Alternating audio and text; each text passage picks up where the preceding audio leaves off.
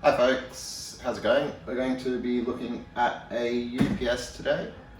We've got a Sewer 3000 RMI 2U from APC. It's a 2U UPS. We picked this one up off eBay and we're just going to get it ready to go into the server rack.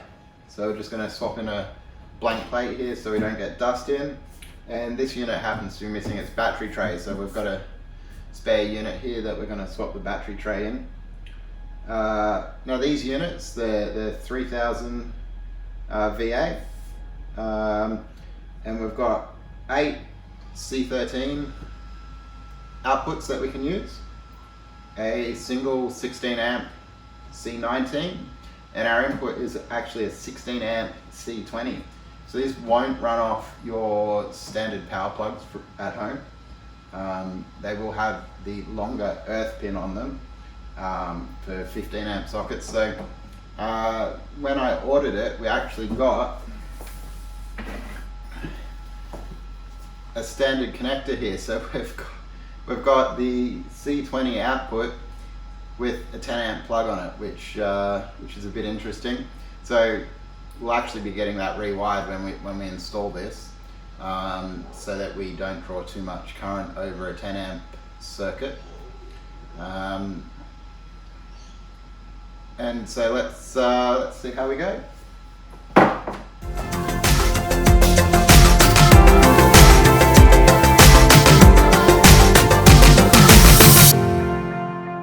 Alright, so we've got our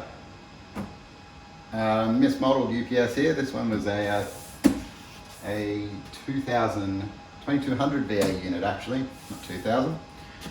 And what we're going to do first, we're just going to remove the battery tray here. So make sure you disconnect your Anderson plug. If there was any batteries in it, this is going to be heavy. It's a 2-man lift to get this onto your desk if it's got a battery unit in it. Hopefully if you've got it in the rack or you've got it somewhere on the floor, you can actually just pull the battery tray out and make these things liftable by yourself. But yeah, make sure you get help to move these around if you leave the battery tray in. So we've got 3 screws, we've got one here, one here, one here, and we can just pull this tray out. So let's get that out.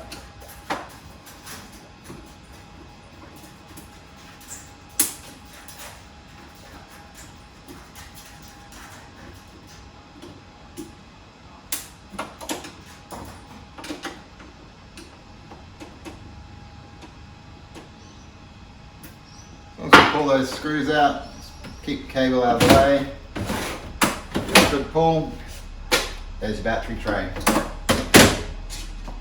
Now, if we're changing the batteries in this, we can actually take the top off. See here there's 4 screws to do that. We're not going to do that one today. I will show you how the batteries are wired up at some stage, but I don't have any at the moment. So we'll do that one next time.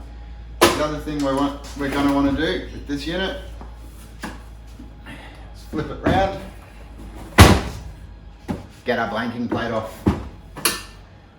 So really simple, 2 screws.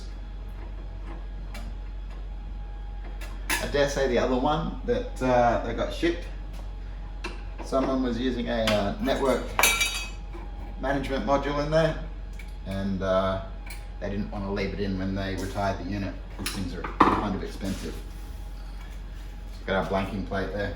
So this unit's done. So let's get our correct unit back on the bench.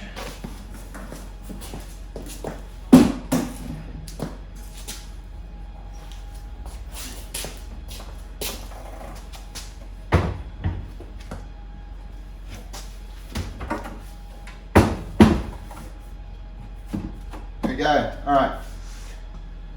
Now our friends were kind enough to ship it with screws, so we'll just get those screws out.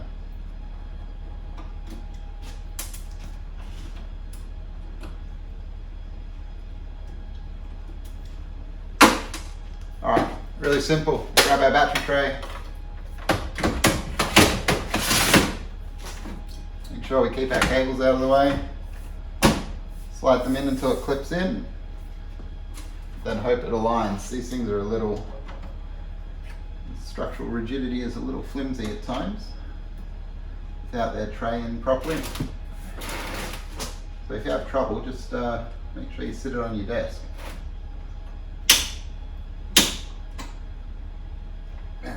We don't know how to line screws up. There we go.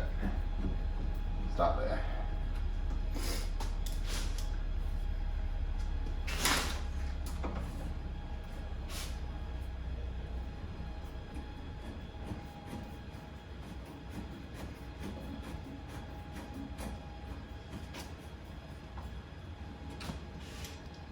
Last one.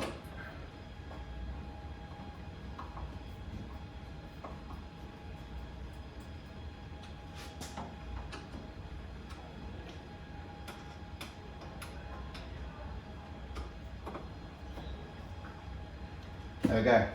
So the best idea is not to leave it off the corner, especially if you're putting the batteries in, because the weight is mostly on this side of the unit, and the whole chassis sort of twists, so you can end up with some screw alignment issues there, like I did.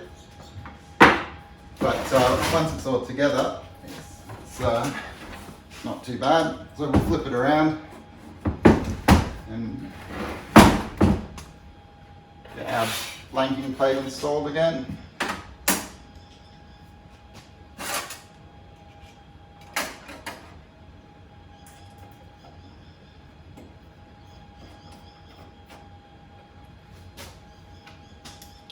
Two screws, one on each side, nice and easy.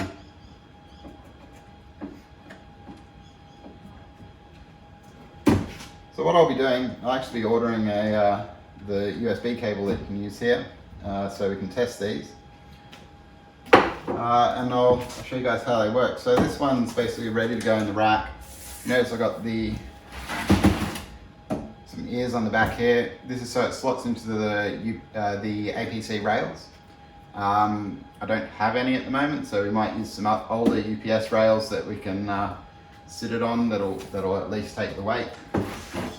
We'll see what happens there. The last thing we've got, of course, we don't want our rack looking too crap. So when you're done, you can plug these in. We're just going to leave that one off for now.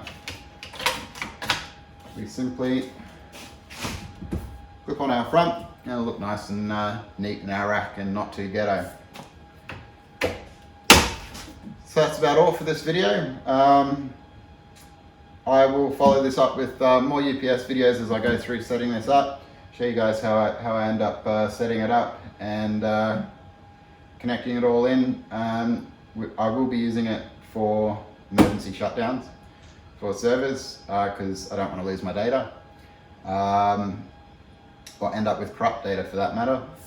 So it'd be good to be able to use these. I'm using it in conjunction with the second one of these units so that I can, where possible, split devices between the two units and either get longer runtime, or if something happens to one of them, there is enough power on one of these alone to run everything in my rack. So we'll see you guys next time and hope you enjoyed the video. Thanks.